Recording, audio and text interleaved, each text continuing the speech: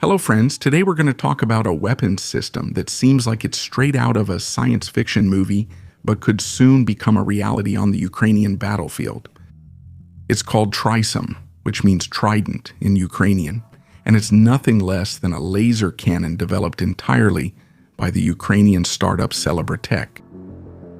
And of course it does seem like science fiction since we're talking about a system that, according to its manufacturer, is already capable of burning a hole in a Shahed drone from the invading horde from 5 kilometers away. If the final tests confirm this capability, the defenders would be about to add to their air defense network one of the few directed energy systems with real combat experience in the world.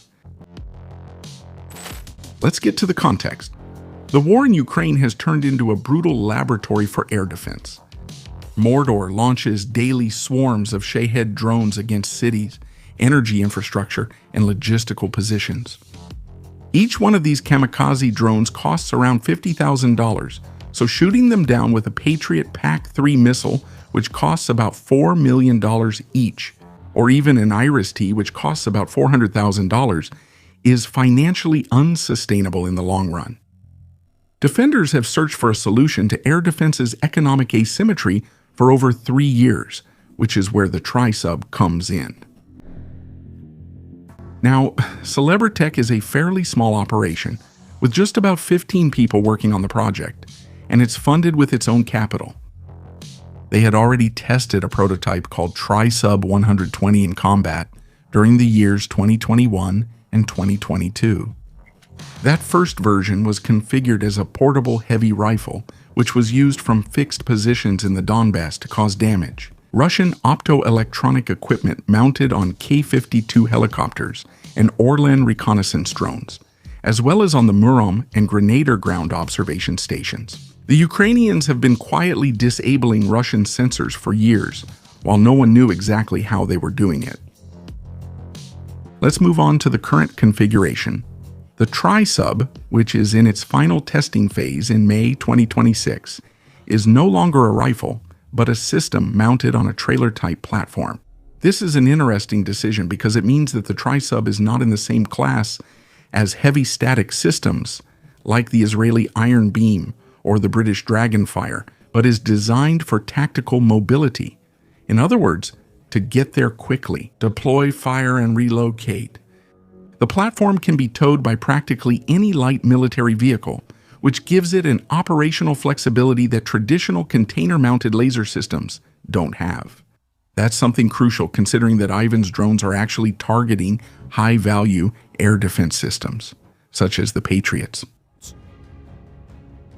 As for its capabilities, according to the company, the Trisum can shoot down enemy reconnaissance drones at distances of up to 1,500 meters, FPV attack drones at distances of up to 800 meters, and strategic attack drones, like the Shahed, at distances of up to 5 kilometers. The Ukrainians have been seeking an affordable way to shoot down Shahed drones for years, and this system seems like a godsend. Now, we have to be honest about the limitations. Military laser weapons are notoriously sensitive to atmospheric conditions, and fog, rain, and dust significantly reduce their effective range. And this is a physical limitation, not an engineering one, since the energy simply disperses as it passes through suspended particles, which means that during a dense, foggy winter day, the system will only have a fraction of its normal range.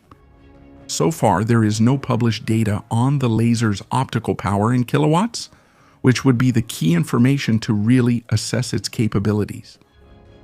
But based on the engagement speed visible in the demonstration videos, where we can see how the system burns through an armor plate in 3 to 4 seconds, we can speculate that it operates in the tens of kilowatts range, which would place it in a category similar to the American Helios and HELS systems. Let's move to the most interesting part, integrating with artificial intelligence. The Trisum comes with optical aiming, a data link with air surveillance radars, and automated target tracking. Additionally, it is guided by artificial intelligence, which allows it to acquire, track, and eliminate targets quickly. Reports indicate that the system uses computer vision algorithms to classify threats detected by optical sensors and millimeter wave radars, which allows it to calculate an approach vector and automatically position the lasers on a vulnerable point of the target, which is typically the engine section or the wings. In addition, this processing capability is precisely what allows Trisum to engage attack FPV drones that are very small and fast at a distance of 800 meters, something a human operator with a joystick could only dream of doing.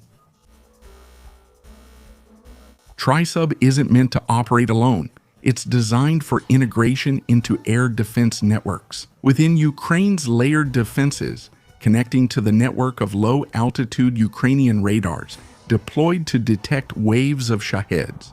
This will allow the system to track trajectory data in order to position its optoelectronic tracking and targeting head before visually acquiring the target. This is the same layered defense architecture in which the German Gepards, the Iris-Ts, and the Patriots already operate, but now with a directed energy node that fires practically for free every time the trigger is pulled.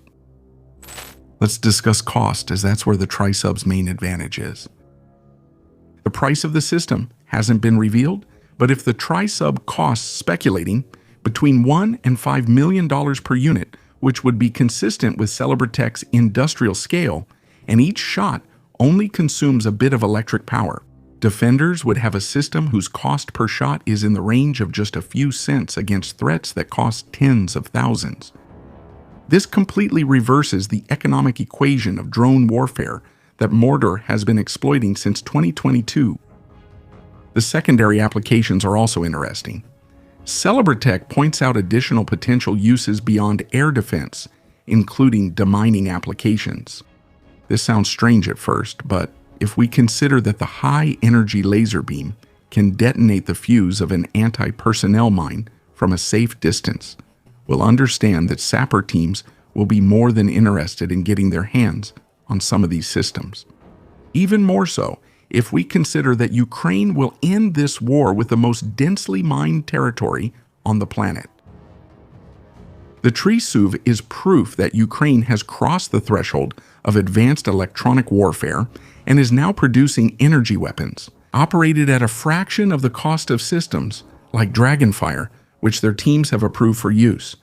That's over 1 million people. Zapado, it has not yet entered operational service. This Ukrainian system is leading what is probably the most important transformation for air defense systems of the 21st century, which is the shift from kinetic munitions to the use of directed energy to destroy large waves of low-cost threats.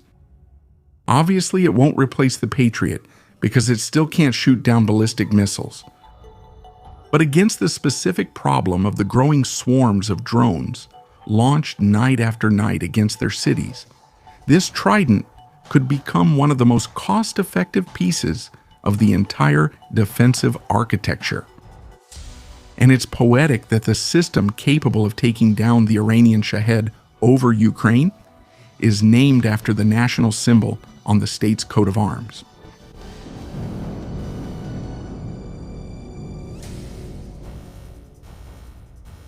If you want to see additional content about the war in Ukraine, I invite you to visit our 2 new channels where we present information about the war in a different format. Don't forget to check them out. Remember to visit our Patreon, where for just $1, you'll have access to a large number of uncensored videos and documentaries. Remember to like and subscribe to the channel.